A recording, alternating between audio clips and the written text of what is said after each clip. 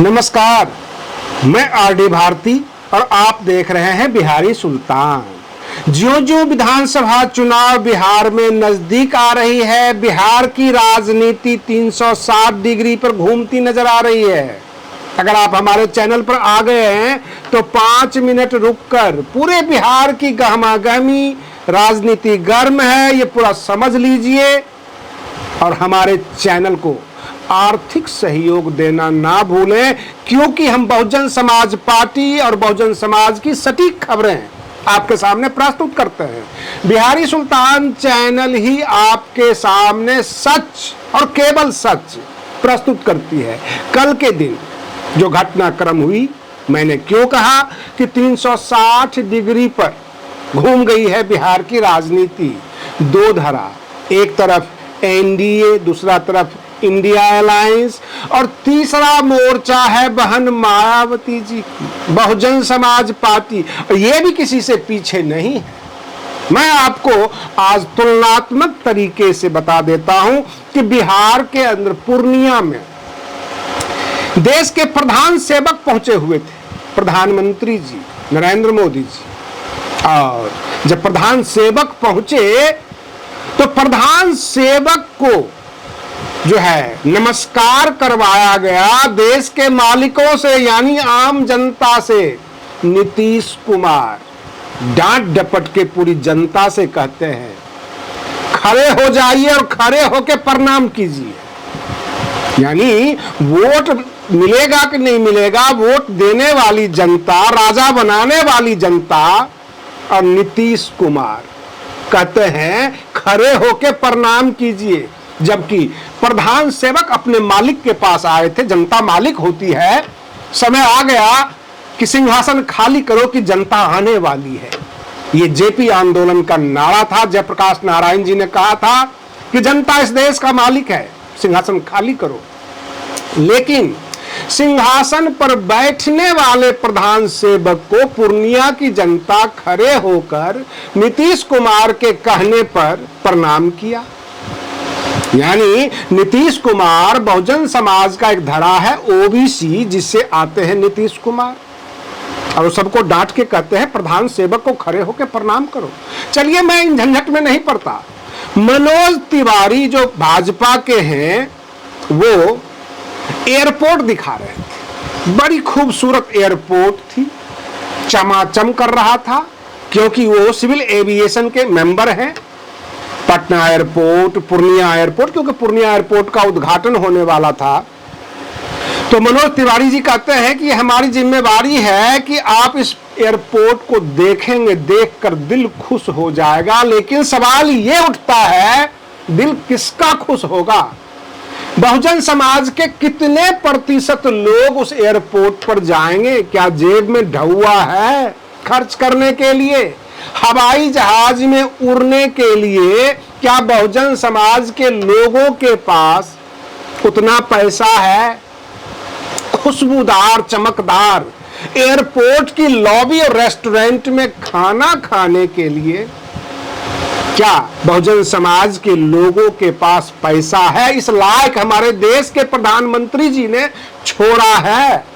सवाल है। क्योंकि दूसरी तरफ बहुजन समाज पार्टी के एक नेता, राज्यसभा सदस्य रामजी गौतम, पटना के गर्दनी बाग में बैठे हुए थे। सुनकर आपका दिल पिघल जाएगा। थाने में ठेके पर ड्राइविंग करने वाले, ठेके पर काम करने वाले ड्राइवर, एसडीओ, जिन्हें एसडीएम भी कहते हैं, उनके ड्राइवर जो ठेके पे काम करते हैं, कहने का मतलब जो संविदा कर्मी बिहार में हैं, जिन्हें 500 रुपये रोज मिलता है,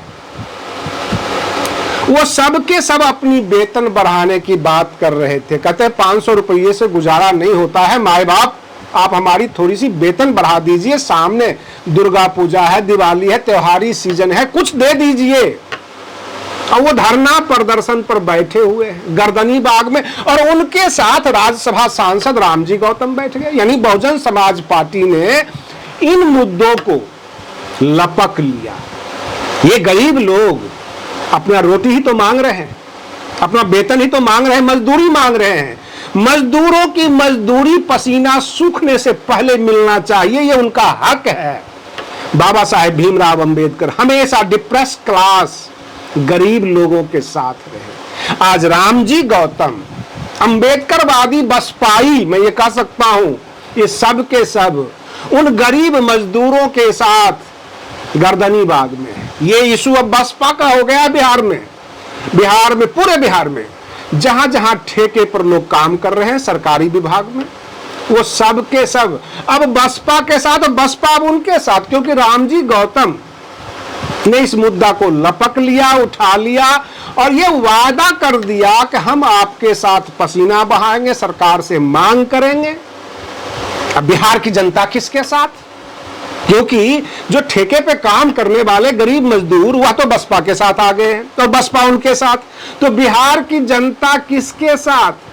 हम आपको बता दें, ये 500 रुपये रोज पाने वाले और नीतीश के अधिकारी के किचन में 500-500 करोड़ मिलता है, क्या नीतीश कुमार को जवाब नहीं देना चाहिए? लोग कहते हैं Nitish Kumar has to answer this question, ऐसे आवाज दे रहे हैं पटना में, और ये नीतीश कुमार को जवाब देना चाहिए। क्या 500 रुपये से खजाना खाली हो जाएगा? जहां पर आप 10-10 हजार रुपये जीविका दीदी में उड़ा रहे हैं, आप 2-2 लाख रुपये महिलाओं को देने का वादा कर रहे हैं जीविकोपार्जन के लिए। क्या ये ठेके पे काम करने वाले जो ऑलरेडी काम कर रहे हैं, एसडीएम साहब की गाड़ी चला रहे हैं, डीएसपी साहब की गाड़ी चला रहे हैं, हॉस्पिटल में गाड़ी चला रहे हैं, एम्बुलेंस चला रहे हैं, थाने में जो है गाड़ी चला रहे हैं, ये सब 500 रुपये रोज पर ड्राइवर हैं, क्या इनको आप वेतन नहीं बढ़ा सकते? क्या इनके बच्चे त्योहार में मिठाइयां नहीं खाएंगे? एक तरफ सवर्ण समर्थित पार्टियां और दूसरी तरफ बहुजन समर्थित पार्टियां, दोनों में कितना फर्क है? और इस वीडियो के शुरू में ही मैंने कहा था कि बिहार की राजनीति 360 डिग्री पर घूम रही है, जिनसे जो उम्मीद नहीं थी वे सब काम कर रहे हैं। कहने का मतलब यह है, कांग्रेस, राजद, जदयू, भाजपा, ये सब के सब इस बार सवर्णों को टिकट नहीं दे रहे हैं बिहार विधानसभा के चुनाव में। हाँ, 1-2 टिकट अगर दे दें अपनी पार्टी की तरफ से तो बहुत बड़ी बात है। सवर्णों को इस बार टिकट नहीं दे रहे हैं। और ठीक दूसरी तरफ बहुजन समाज पार्टी बिहार के अंदर भूमिहार, राजपूत, ब्राह्मण, कायस्थ सबको जोड़ रही है। रामजी गौतम सर्वजन हिताय जागरूक यात्रा पे लग गए हैं। ये सभी समाज से वोट भी लेंगे और सभी समाज से कैंडिडेट भी देंगे। हो गई ना 360 डिग्री पर। जो बहुजन समाज पार्टी केवल बहुजनों की बात करती थी वो धीरे धीरे सर्वजन पे आ गई।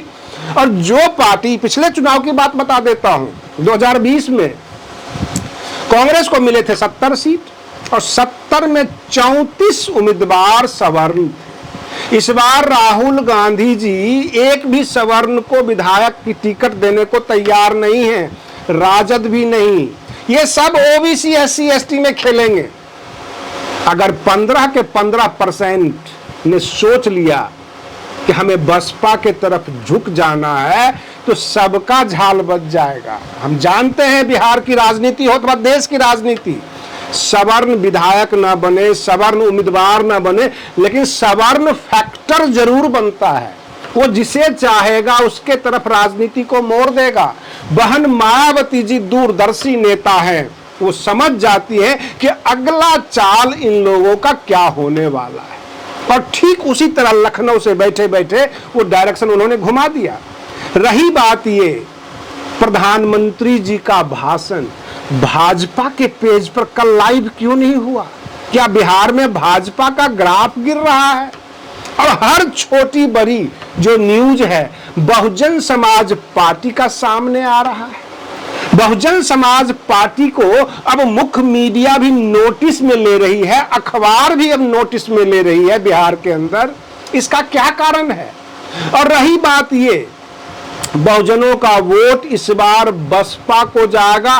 कोई और व्यक्ति अगर नीला गमछा लेके आ जाए तो बहुजन समाज उन्हें वोट देने वाली नहीं है। बहुजन समाज के लिए केवल बहन मायावती जी। आज के लिए बस इतना ही। आप बने रहिए बिहारी सुल्तान चैनल पर। हम फिर मिलते हैं अगली वीडियो में। तब तक के लिए धन्यवाद।